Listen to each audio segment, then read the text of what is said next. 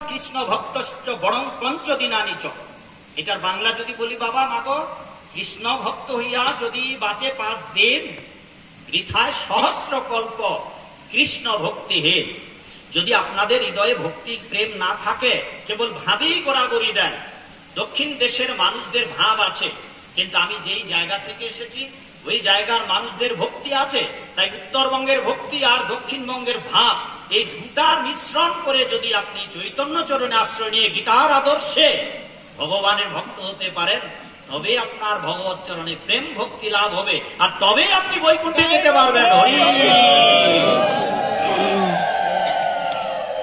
কেবল ভাব দিয়ে যাওয়া যাবে না বাবা, ভাব দিয়ে আপনি বড়লোক হতে পারবেন, মনে মনে আপনি মন কোলাকে আমেরিকা যেতে পারবেন।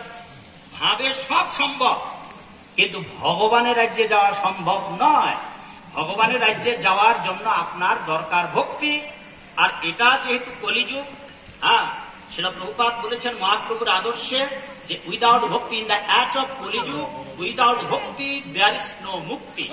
এটা কলিযুগ, ভক্তির যুগ, ভাবের যুগ নয়, ভক্তির যুগ। ভক্তিতেই মুক্তি, উইদাউট ভক্তি দেয়ার ইজ নো মুক্তি।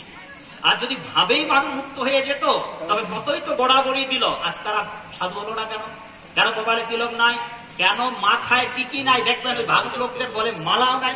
মালা যদি আছে, দেখবেন যে ফেল ফেল করে পান সুপারি খাচ্ছে।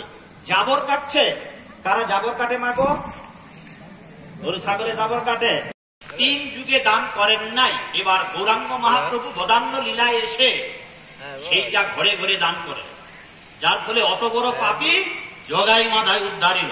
কি বাবা, পাপী তাপী যত ছিল হরি নামে উদ্ধারিল, তাহার সাক্ষী কে বাবা? জগাই আর মাধায়।